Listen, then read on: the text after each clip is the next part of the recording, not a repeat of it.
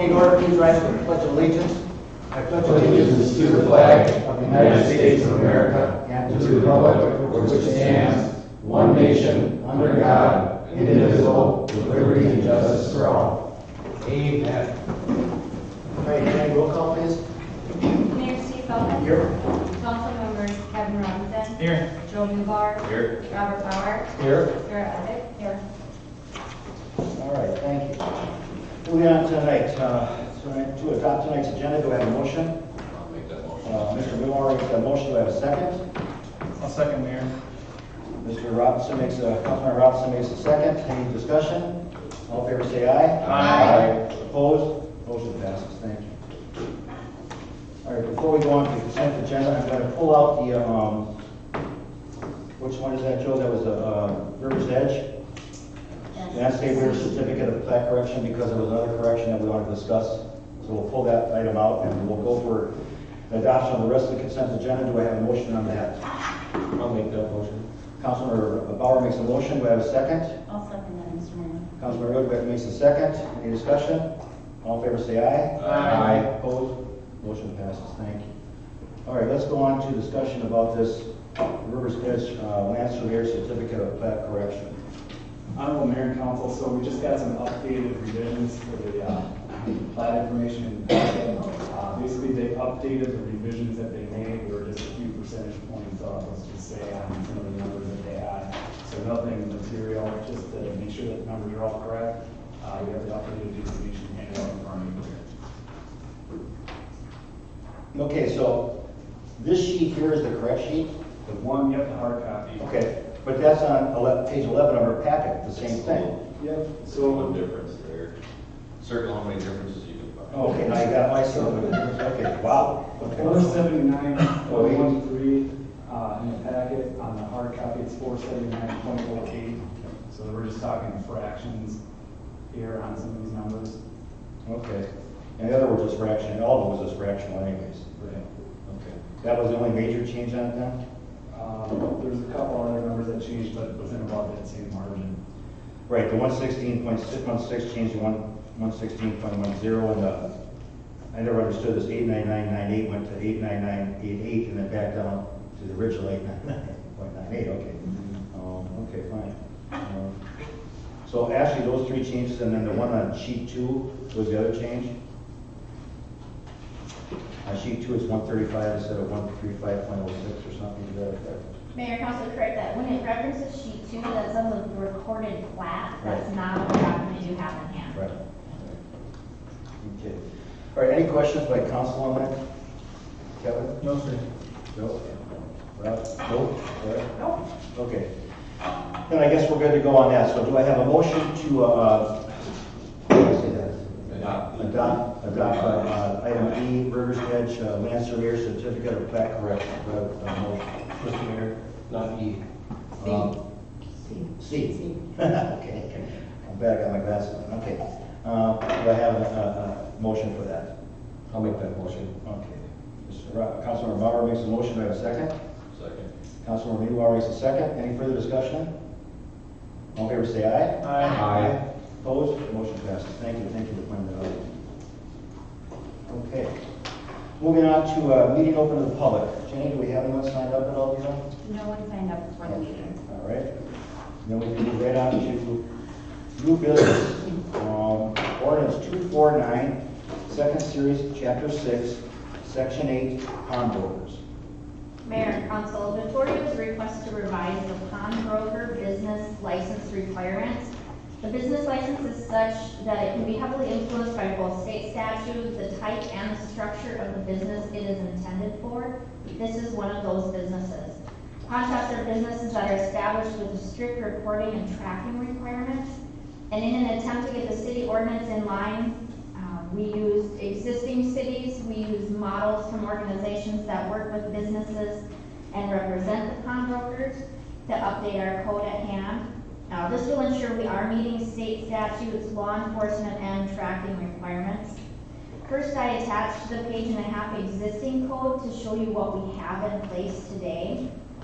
Second, I attached the revised code, we're proposing will eliminate all of the existing code and basically rewrite this section because there were so many changes and updates that were required.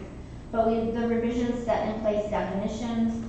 The purpose of the code is to work with the city and the police department, licensing requirements, background checks, looks at operating requirements such as the record keeping requirements, the tracking, documenting, inspections, and the reporting that is required to the police department. Restricted transactions, we talk about hours of work, working with minors, identification concerns, the potential for inspections, the expectations of conduct, required signage, restrictions, and issues related to either denial, suspension, the severity, or the penalty. As many changes that are being made, these are not extending above and beyond what other cities are doing. These are not extending above and beyond what state statute has set in place for cities to do. And this is what brokers expect to see when they open a business such as this. If council is in agreement with these changes, this would establish as a first reading and the changes would be effective in August. I'm happy to answer any questions. Okay, so basically what I saw was it doesn't seem like we were on top, and we had that much control of this type of entity, and so now we really do. Correct. So it's a good correction. Okay, I'm in agreement with it, but I want to pass over to council to see what discussion they want. Joey, anything to say on this? No, I have no questions. Joe? I have one question. Was the business owner, he's apprised of what we're doing here and what's going on and in full agreement, and did he have any issues or any regrets per se of the business chosen? No, Mayor and Council, the business in place is actually so a lot of the pawnbrokers are part of an organization that works with their businesses. So through some of the programs, they get these updates directly from them, and they're kind of, I want to say there's like a middleman that's between the cities and the businesses that keep them up to date on what's going on, changes in fees, and they're aware of our changes because we already put in place the fee structure changes. So he's kind of been waiting for this so we can kind of move to the next step. Very good, thank you. He was probably surprised the way we had it, what it sounds like. I would have been. Rob? No, that's basically the same question I had, we didn't restrict business owner. Okay, Sarah? Yeah, that was my only concern, was that he was aware of the changes. All right, let me ask Todd though, you're in agreement with all this is much better? Yep, it's just gonna allow us to monitor much easier what property goes in and out. And the reporting to automated property system, they're already reporting to automated property system, and we already have access to it. So this is probably normal operating procedure for this type of entity in any city? Most Okay, times. that's not good. Okay. So this is a first reading or second? Mayor and Council, if you're in agreement with everything, then you could consider this the first reading. The second reading would be in 2 weeks, and it would be effective August 19th. Okay. This will be an ordinance, so it'll be a roll call, Jenny, but first I have to get an motion to approve it. So ordinance 249, second series, chapter 6, section 8, pawnbrokers. Do I have a motion? I'll make a motion, Mayor. Councilmember Robinson makes a motion. Do I have a second? I'll make that second. Councilmember Bauer makes a second. Any further discussion? We'll do an ordinance roll call. Robinson? Here. Aye. Aye. Mueller, Aye. Feldman, Aye. Bauer, Aye. Udvig. Aye. All right, thank you. Okay, now moving on to ordinance 250, second series, chapter 4, section 6, rental housing licensing. Mayor and Council, before you is a request to revise the rental housing ordinances. Rental housing licensing programs are put in place by the city to require the owners to apply for and maintain a rental license prior to leasing their properties.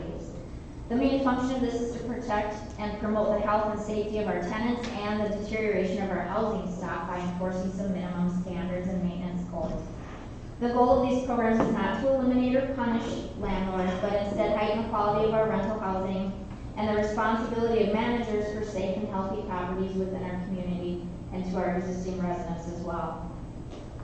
St. Francis established a rental housing ordinance and a fee schedule back in 2014. Since that time, staff has worked with the properties and the community to determine the strengths and weaknesses.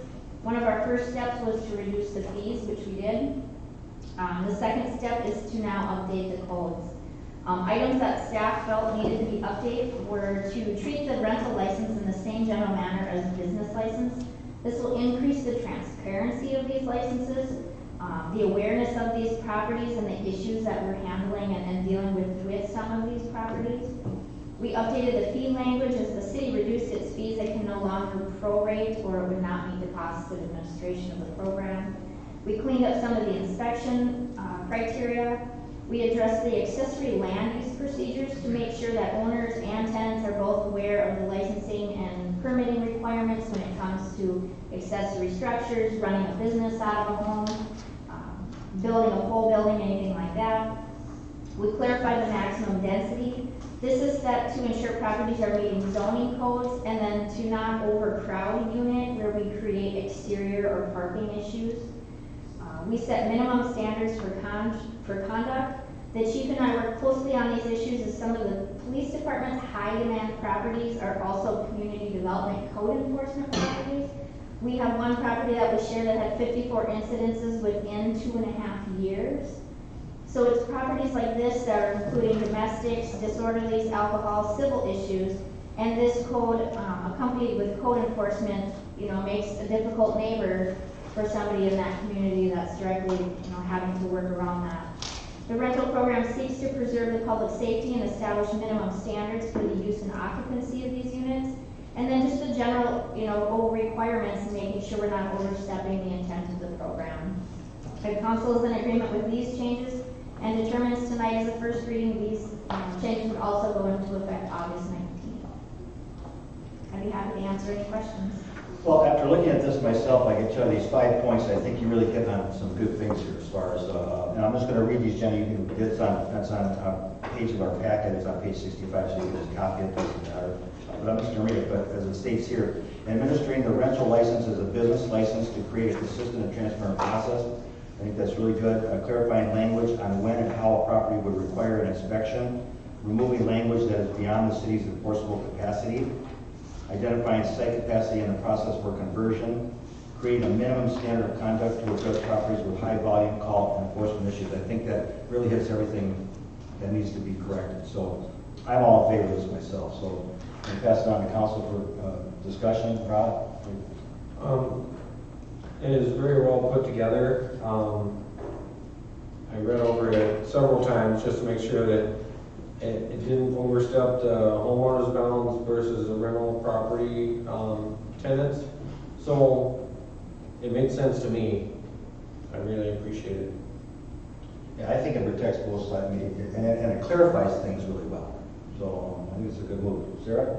No, I'm in agreement. I read it several times too. As a renter, I like to know what's going on, so it's kind of makes it easy. Joe? No question. Kevin? Just two questions. Adjusting the fee, was that to bring things more in line with neighboring communities? Or was there a disparity that you noticed or the department noticed that it needed to be brought into line and more reasonable? Mayor and Council, our fees were high compared to our neighboring communities, and then a lot of communities will set an initial cost and then like a per unit cost versus treating each individual unit with the same fee. So we tweaked not only the level of our costs, but then also put in place where the first unit had one fee and then a reduced for multiple, being that you're already on site or you're already addressing those two. If a needed inspection or an overall blanket as a building versus an individual unit. Okay, and then updates again, when would something like this, which has done a very good job by the way, when would something like this need updated again or looked at? Would that be like a 2-year period or as you see some neighboring things change, or how do you get over there to maybe do some more tweaking if needed? Yeah, Mayor Council, this really came to light when police department and my staff working together on some of these tough properties where we were finding the tenants had loopholes that we couldn't address the landlords with some of our toughest tenants out there. Right now, we've got a handful of probably really hard properties that this ordinance, once it's effective, we can come at it maybe a different way. So I think keeping an eye on that, but updating as it needs versus trying to fix something that maybe isn't broken. If we can get this to work and do what we intended it to do, we should be set for several years. Seems like a very reasonable approach, thank you. Well, it sounds like it gives you some teeth where you need it, but it's still fair and equitable to both sides, I think, for the option. That's what I read too, by the way, so. So someone using it doesn't get carried away, and gives some landlords some, relief, and us too. So I think it's good.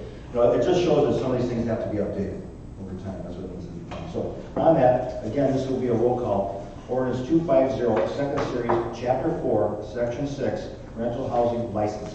Do I have a motion? I'll make that motion, Mr. Mayor. All right, I'm going to go first. Councilmember Butterfield makes the first, Councilmember Muehlbauer makes the second.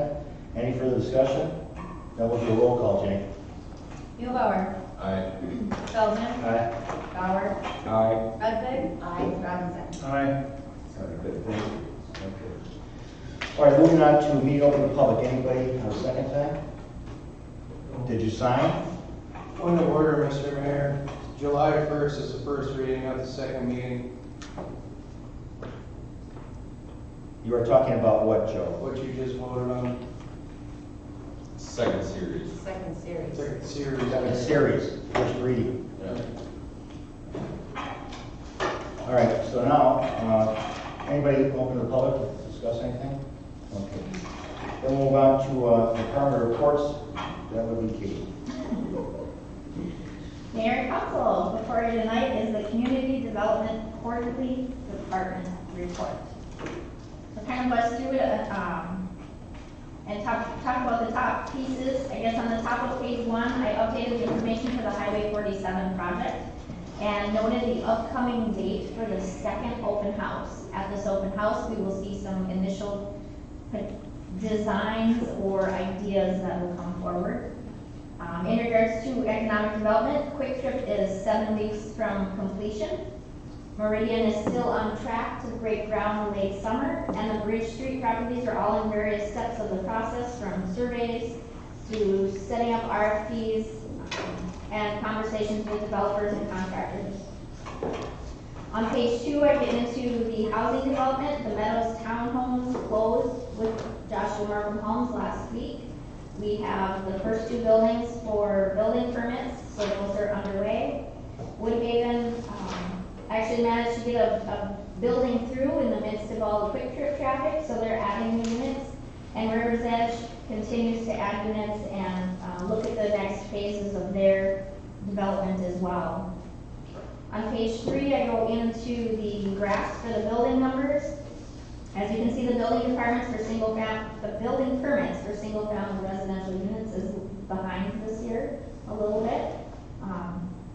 With the permits coming in, then once they get processed for the townhomes, we should see an uptake in those as each unit is considered a single number, so those will increase quite quickly. But at this track, we'll be at or above where we were last year. The bottom of page 3 is the permit revenue. This is extremely high over last year. Keep in mind that 74% of that is commercial due to the school districts and Quick Trip. On page 4, I have the identification of the value of the improvements which is being made within the city. I guess this is really heavy with the commercial, not only due to Quick Trip, but then against the 4 school district buildings making investments for improvements as well. On the bottom of 4, I go through the administration. We continue to work with the DNR variants, continue with efficiencies within the department, both with building department, code enforcement, and permits.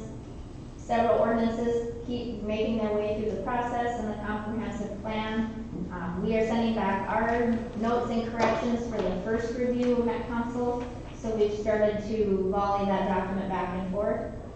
Page 5, I go into some of the code enforcement.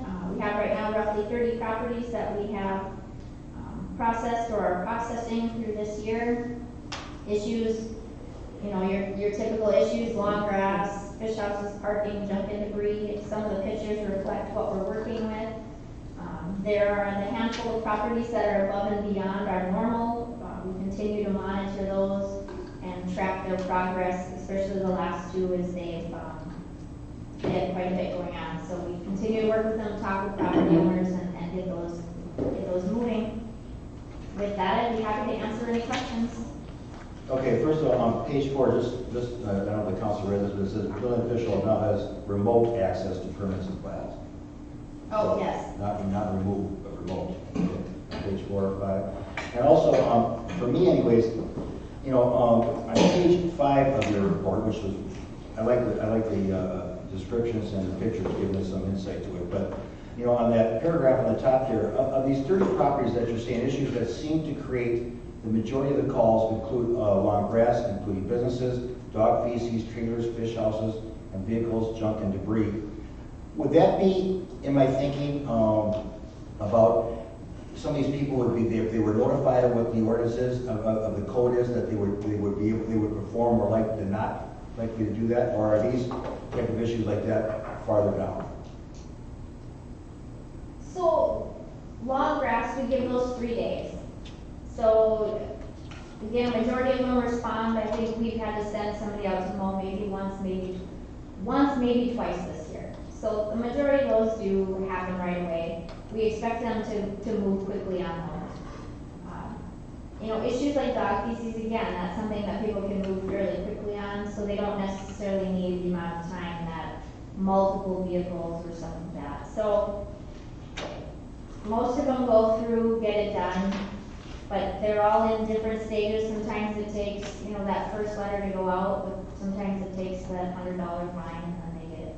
They know we're serious. Right, but would you say that because as you go down to the next paragraph below that, of course, these are polling properties on our ongoing code enforcement, so we've given some extensions on time to some of these properties, and the 2 that we did give an extension, are they actually trying to comply, working with us? Yes, both of those have been in constant communication with us. They are aware of the requirements that are outstanding on those properties, and they're making progress. They both had a progress inspection. Because I know those extensions are, if I'm correct, aren't they up in August, September, that time frame? The Partridge Street was up is up in June here, or was up in June, and then Nightingale is in August. And that's with the extensions. Correct.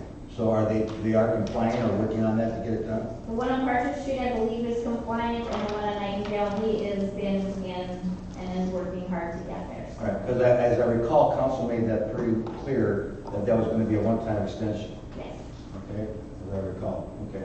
And then, like I say here, I mean, one of the things that sticks out in my mind, I know I mentioned to you earlier, I'm not trying to put you on the hot seat, but you did say that once people are notified, pretty much on the easier type of code compliance issues, they do comply. So, I mean, of course, then when it gets to the next level of abatements and things, they're not complying no matter what you say. So. Correct. If it's something as easy as moving this fish house trailer off the front yard, a lot of people, once they know it can't be there, will move it. But you start looking at the multiple vehicles, multiple piles of junk and debris, those are more difficult and more time consuming, and, you know, a lot of people apply for the extension, they take advantage of the ability to get that 30 days. Some ignore the first letter and don't. So.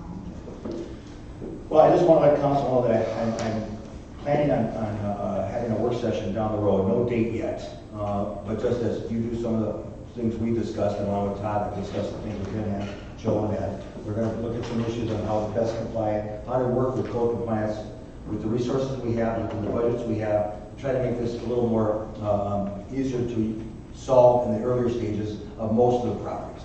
We're never going to be 100% effective, I know that, but if we can get that number down by notification of code compliance issues, and like you say, moving a trailer or whatever, it's an easier thing for them to do, they'll do that. It's a lot easier, I think, it would be prudent for us to do a work session and discuss this further down the road, okay? Let's put that out there. But anyways, that's my discussion part. Sarah, I'll start with you. Nice answer report. No, it was a really good report, Keith. You're doing an awesome job. Thank you. Very good report, Kate. I like the graphs. I like the permit revenue versus, I want more permits to build. They're a little lower, but you know, we can only do what we do year by year, but the value of revenue is up there, so I really like that. Right, and is that all? Is it? Okay, I just want to explain something to the council that as Kate has explained to me, yeah, the dollar amounts are up, and that's good. But on the commercial side, Metro, we split the permits with Metro on fees. Correct, so for our quick trip project, Metro West is the official that is overseeing those inspections. So due to the plan review and the permit side, that is split 50/50. Okay. And then explain to me what you told me about the school part, where we're able, because of the way this is set up with Metro, it actually benefited us, and then we had to have this in place. Correct, so the school facilities, hospitals, there's certain designations that require their state designated buildings. So with that, either your building official has to be state designated or you have to contract with one. Metro West has that designation, so we're able to use them. Otherwise, the state would be doing that in-house and taking those revenues. Taking those revenues, so that worked out really well. Okay, good. All right, Joe, do you have any discussion? I don't have any questions or anything. Good report, and I look forward to seeing those permits. Okay, Kevin? Very comprehensive report, I appreciate it a lot. As you talk to your counterparts in other cities, neighboring cities, or even farther reaching, how do we compare to building permits, residential? Do you see a trend in your own opinions appreciated? Do you see a trend, or are your counterparts seeing trends of softer than last year, with maybe some growth towards the end of the year? Interest rates have been kind of holding. What do you see out there? The one I'm most familiar, so in the northern Anoka County, we're probably on trend with what's around us. The further south you go in the metro, some of those cities are seeing a lot more building permits, but they're also seeing a lot more multifamily housing and more higher density housing, where we're just not able to compete with that yet because we don't have that product type. So we're not outside of the normal up here. We have still what would probably be considered affordable single-family lots, where when you start to go south, the lot prices themselves can get very high. So I think with some good marketing and additional inventory opening up, we should start to see more and more of those numbers go up. Because right now, we've also got kind of a limited number on inventory, so that's not necessarily helping us either. All right, thank you. But I want to emphasize something that I've emphasized more than once here, is that the key to this is long-term reputable development with builders and developers. That's the key. We've seen what haste makes waste with shovels in the ground, just to get shovels in the ground, come back to haunt us in past years. The Meadows is one example of that. So now we have it in the hands of a reputable developer, and we should see that company come to fruition, that development, and that's a good thing for us. So again, I can't emphasize enough that long-term reputable development and builders is what we're looking for in the city. Yeah, we want to build, we want to make sure it goes forward, not backwards, and comes back to haunt us. So I think the council and staff are taking the right course of action to our due diligence and that to check these things out and get it done properly. Asking questions is a good thing, and I think this is time we've been doing that.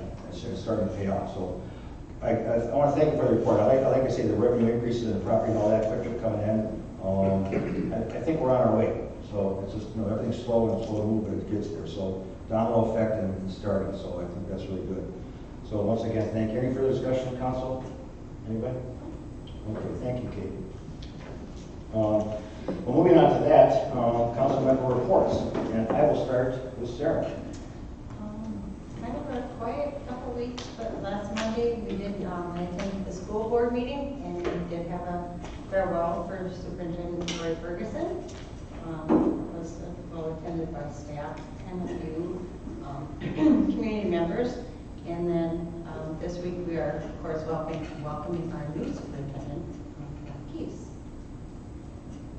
Is that it? Yeah. Rob? I don't really have much to report. It's been wet, to say the least, but get out, enjoy the summer, go camping, and enjoy the 4th of July this week. Be safe, drive safe. Don't overindulge in the alcoholic beverages. Okay. Kevin? I'd like to remind everybody that the month of Way Cheap Night to Unite is coming up. Smaller communities. I live on the east side of town. We have about 45 homes in our community, and we do it every year. We get together and do hot dogs and visit, and I know the police and our fire both have been out to visit. The kids love it, especially when you bring the water and it's a hot day and the hoses or they're doing some spraying and whatnot. But it really is important for neighbors to look out for neighbors.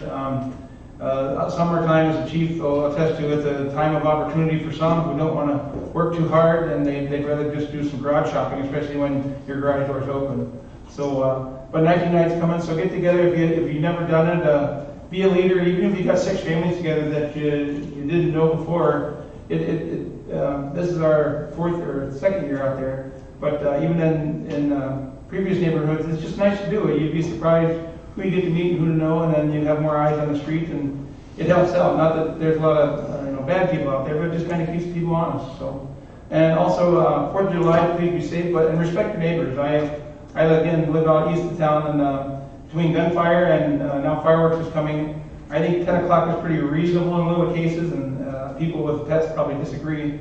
But just be respectful. There's a lot of excess noise. Please celebrate our freedoms that we're allowed to enjoy, but respect those around you. That's all I have, sir. Not a lot to report. I will be absent the next meeting on the 15th. And I hope everybody has a safe, happy Independence Day. Question for John. This year we didn't get to do any of the food people coming out here that we talked about last year. Nobody really came in interest on that this year? I have talked to Tony Bacon of Bacon Books, and our paths have not crossed recently. I know he had shown interest in doing it. Okay. It's sad because we went basically from winter to summer. So we lost some time. I just was curious because I thought we were trying to pick up on that. But if we don't get it this year, we'll get it next year. We'll worry. Okay. All right. Something was brought to my attention in an email today, and I'm not going to go heavy into it, but there was a problem that was created by someone who didn't call ahead, and I've said this more than once on every meeting. When you do something, this is more for the viewing public, but before you, it's like on 811 where you call before you dig. Yeah, you don't want to call after you hit that power line or that gas line. Probably before would be a good thing. But on this particular situation, this individual either didn't check the survey out, and we will look into this problem ourselves. But for this, it would have been so much easier to call ahead to our inspector or our community development director and ask what the limits, width-wise, depth-wise, whatever. So this was done right the first time.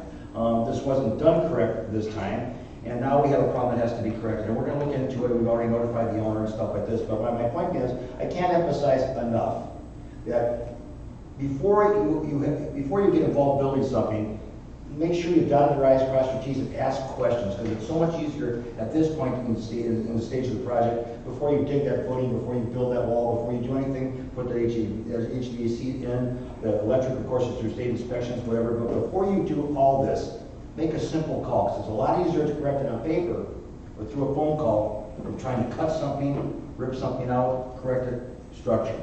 It just makes more sense to me. I can't emphasize that enough, and I'll probably have to say it more than once, again and again and again, but I'm saying to you, take the time to make that call. We won't fight.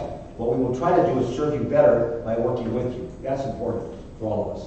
Otherwise, it just makes your life harder and our life harder, and you'll come down and say that we didn't notify you this, and we didn't do that, and all this. Well, there's some obligation, responsibility on your side too, so let's work together to serve you better. That's how we should do that. And I want to go on about 4th of July.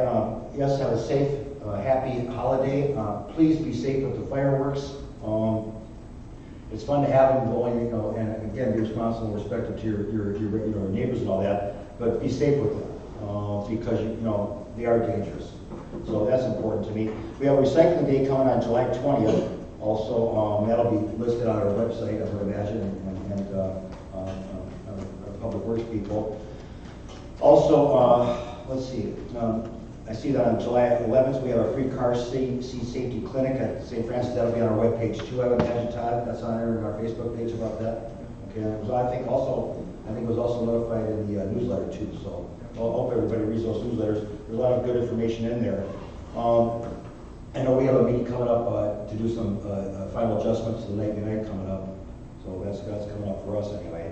It was a good event last year, and I'm hoping for an equal or better event this year. So that's very good. Parrish, do you know how far have the guys, Jeremy and the rest of them, have they gotten on those solar panels on all the 6 locations, or is it still in work? I believe they have one or two left. One or two left. Yeah. I want to commend Public Works on that. What the city did was there's 6 locations of residential property areas that have high traffic problems, speeding anyways. What we did is we went basically from NICAD to lithiums down to solar. With good ideas from Jeremy and the police, we've raised the height of the poles and put a solar panel on there to charge the batteries continuously, so the police don't have to go out there frequently and change the batteries. We also have DC solar battery packs that we bought for a very good price. Good team effort by Joe. I know he don't like that compliment, but, and then Todd and myself, and of course my share was bugging everybody for a good reason to get this done, but we got it done. Now we have 6 locations with solar panels and solar battery packs, and our 2 signs will be moving around those areas. This will help the police and help us to make our neighborhoods safer, which is one of my biggest things ever since I got elected. I know council too, safety. We don't want to be after the fact of an accident. We want to catch that before an accident. That's a big key to me, and I know police and everybody else do just as fire and everybody else involved. So kudos to Public Works working with police to get that done, and the 2 that are left. But I like that you raised the height of it, so that nobody can vandalize or mess with that solar panel. But I think this was a good step up, bringing us pretty much on the front of the lines to the back of the line for St. Francis, which I like a lot. So anyway, on that, do we have any more business to discuss? Okay, Riverbank, I will just say on the video, notifications have been sent out to Riverbank residents so that they know construction is starting this month for that project. Correct. Okay, and anything else we need to know at that level? Okay. So, The small utilities are in there right now. Cable is relocating their facilities. CenturyLink is going to hopefully get out there later this week, early next, and also Connexus. okay, and But then, really that has to be out of the way before they start. right, so when do you plan the big kickoff for the whole thing? They still think they're going to be able to be ready the week of July 8th. Oh, correct, okay, next week. It might be towards the end, Okay, depending on weather and all that. or depending on utilities. Okay, get out there. Okay, that's a good start. All right, well, that'll be good we'll have to wait to see the progress on that. I'm sure they'll be happy with it when it's all said and done. I think they did a great job. I like the plan of it. I think it's, and I think also, by the way, one thing else I want to mention is it's also much more responsive and respectful to the Rum River itself. A cleaner way of doing the stormwater to that area. So something that's been long overdue. So anyway, any other further business we need to discuss? Okay, be safe, have a good time, enjoy Independence Day. It is 6:37, I will turn this meeting. Thank you.